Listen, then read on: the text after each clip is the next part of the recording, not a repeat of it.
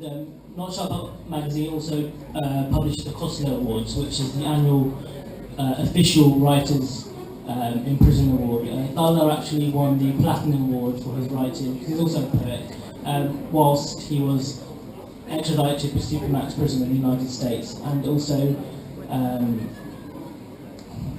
so his work has been projected in the Royal Festival Hall whilst in pre-trial solitary confinement in the United States, and it's such. Anyway, Marek.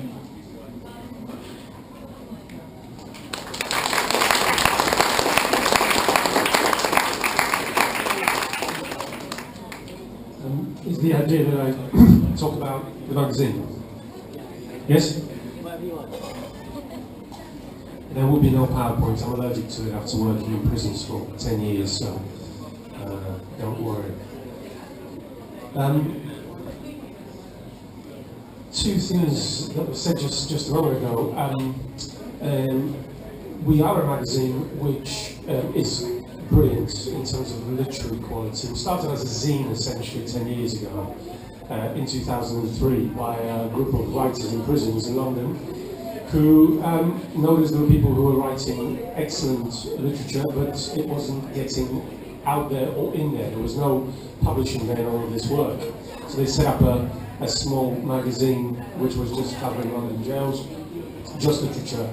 And essentially by default, within 10 years, we've grown to now cover 140 prison establishments, another double that in terms of secure hospitals. Something no one ever talks about is the number of people who are locked up against their will, in most cases because of health policies, mental health, psycho-emotional health. Refugee centres, secure young people's homes, etc. But the problem with this brilliance is that it is a closed circuit. All of this work, which we publish, and we specifically encourage people who write for us not to write about prison. We do that because essentially the magazine then goes back into prisons, back into secure hospitals, back behind bars. We don't want them reading about what's happening in another jail. That doesn't help anyone. But the problem with that is distribution. There is some incredible writing going on behind those bars, and there is some. I've been working with literary projects for now 20 years. I know that it's relatively impossible to write a great book, but it's very easy to write a good book. There's lots of people writing really good literature, but it's not getting out there for a number of reasons, and that's something we could maybe cover in terms of freedom of speech and why publishing is an Oxbridge kind of, you mentioned white hipster types, not including a lot of the groups that form part of our society, whether it's race, religion, disability, etc. Publishing seems to be locked down into a hipster vibe, which isn't challenging anyone. And we do need to be challenged.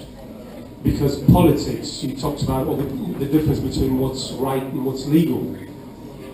And the fact that it affects everyone, that's not true. It doesn't affect everyone.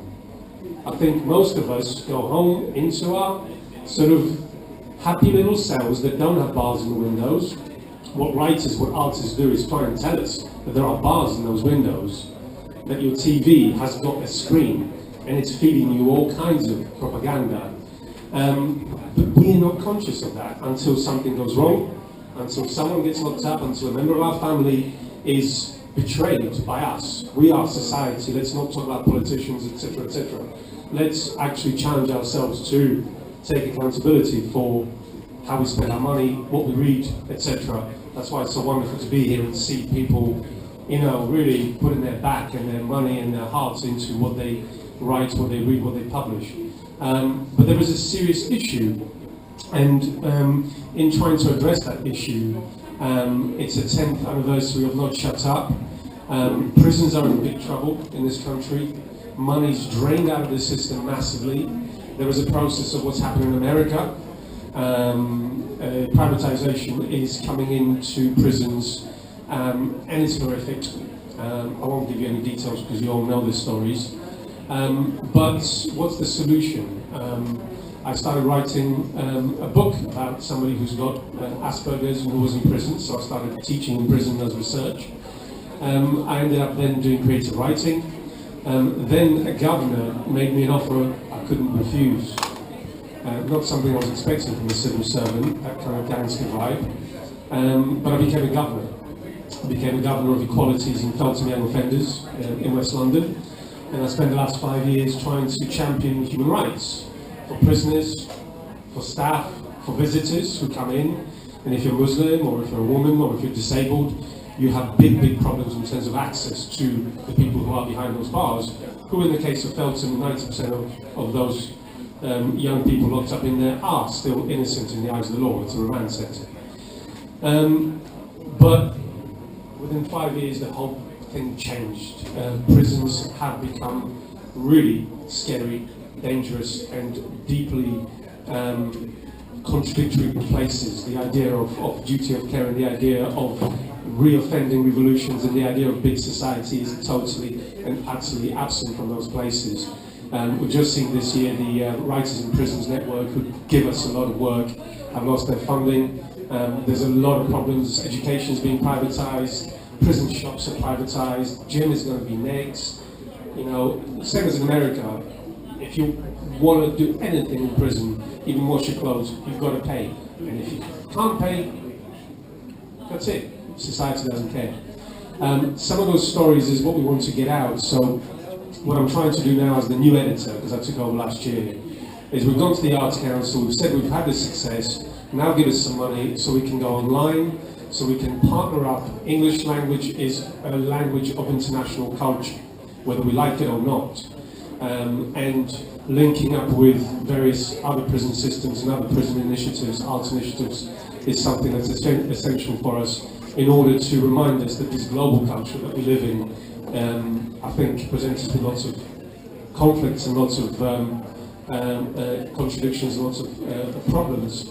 But for people who are in prison, which is a state of its own, I think if we can get online, and I think if we can have some successes with getting those words out to people, and again, maybe that's something we can come back to talking later about, stories from prisons, what are the receptions of people, you know, how can we make people care about what happens behind those bars, because I think one of the key things in Britain is we fundamentally care about hurting people who are in prison.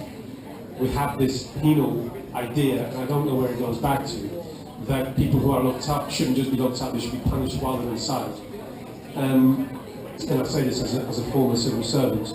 And one of the things we're doing is we just got Lambeth Council to rent us out a building in Oval, and we're setting up a publishing house that's going to be run by people who've been in custody, for people who've been in custody, as in publishing their work, but not so that it goes back into prison libraries and into visitor centres, but we want the energy that's locked up in those cells to become battery to fuel a PR, multimedia, publishing organisation that gets the words and the images and the pictures and the films and the songs and everything else that's going on behind those bars out to a wider audience that doesn't care, but we want to make them care, and that's the challenge.